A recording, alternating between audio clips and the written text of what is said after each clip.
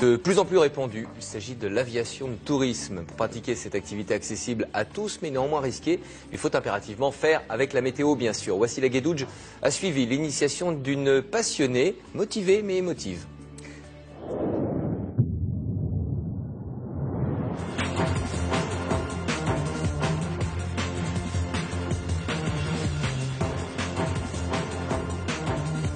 Un Français sur 5 rêve de voler et de survoler notre sublime pays. Nous allons en quelque sorte aujourd'hui réaliser ce rêve grâce à Annie.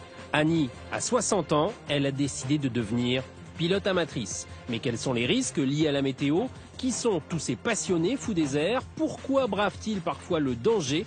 Piloter un avion, est-ce à la portée de tout le monde? Enquête sur l'aviation de loisirs.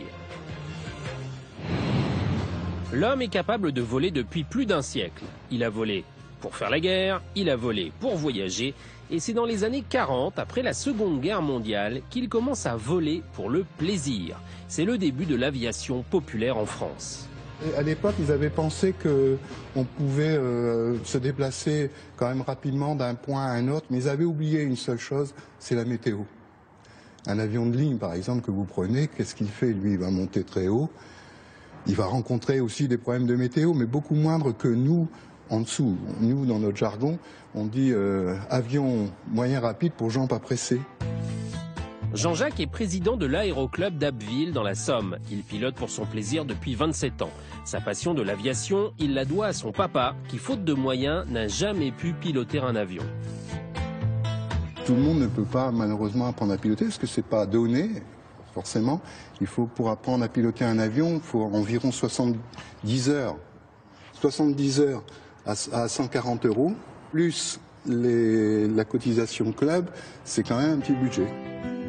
70 fois 140 est égal à 9 800 €. Pour pouvoir débourser cette somme importante, Annie a échelonné son apprentissage sur 3 ans. Cette retraitée de 60 ans s'est intéressée aux avions au départ pour partager la passion de son mari, pilote amateur depuis 20 ans.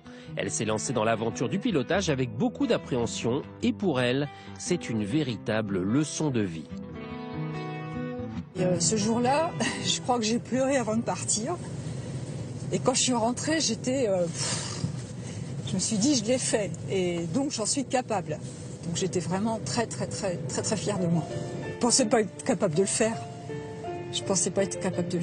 Non, parce que j'ai jamais eu, excusez-moi, j'ai jamais eu confiance en moi. Et là, ça m'a obligée à sortir de moi et à faire des choses que je n'imaginais même pas possible, quoi.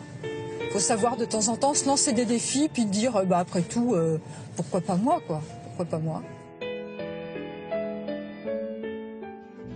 Et Annie relève un autre défi aujourd'hui, piloter un avion beaucoup plus gros que ceux qu'elle manipule d'habitude. Salut Jean-Jacques. Bonjour Annie, comment tu vas? Ça va? Alors, pareil pour un petit vol? Ouais. Bon, j'espère que le temps va se dégager un peu. Car évidemment, la météo joue un rôle primordial dans la maîtrise d'un appareil. Le vent, la pluie, le brouillard sont les ennemis des pilotes. Avant le vol, Annie et Jean-Jacques doivent donc consulter la météo. Et aujourd'hui, un gros nuage surplombe tout le département. nous en fait, c'est de l'aviation de loisirs, donc s'il fait pas beau aujourd'hui, on volera demain, hein, c'est pas grave en fait. Hein. Donc là, il est préférable d'attendre la petite trouée météo. Seuls 10% des pilotes amateurs en France sont des femmes. Et pourtant, les femmes et l'aviation font bon ménage. Le commandant Virginie Guyot est à la tête de la patrouille de France depuis 2009. L'actrice Angelina Jolie a obtenu son brevet il y a 4 ans. Hélène Boucher est le premier pilote à avoir terminé un vol Paris-Saigon. C'était en 1933. Oh, je ne vais pas dire que je suis fière, mais ça me plaît beaucoup, Et puis c'est vrai que quand une femme descend d'un avion, ça se remarque tout de suite. On le voit tout de suite.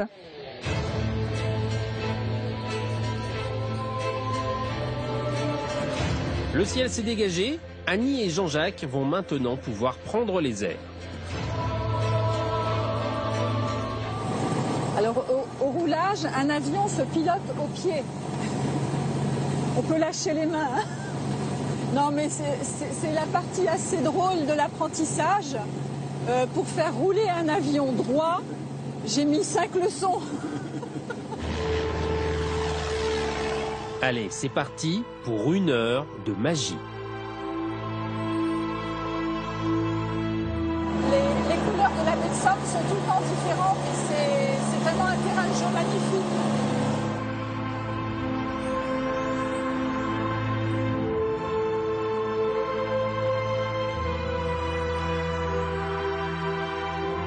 C'est une activité qui oblige à se remettre en cause régulièrement. Il faut gagner de la confiance en soi et C'est une école de rigueur. voilà, tout à fait. rigoureux. Tout à fait. Il faut être très rigoureux On n'a pas le droit à l'erreur. et ça, je trouve que ça empêche de vieillir quelque part. On reste jeune dans notre tête. Faire décoller et atterrir un avion, Annie ne l'imaginait pas il y a encore quelques mois. Cette aventure lui a permis de se dépasser. Bravo. Bravo!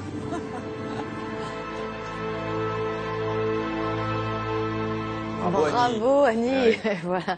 Alors du ciel de la baie de Somme au vôtre, il n'y a qu'un pas, ou plutôt une photo. Dépêchez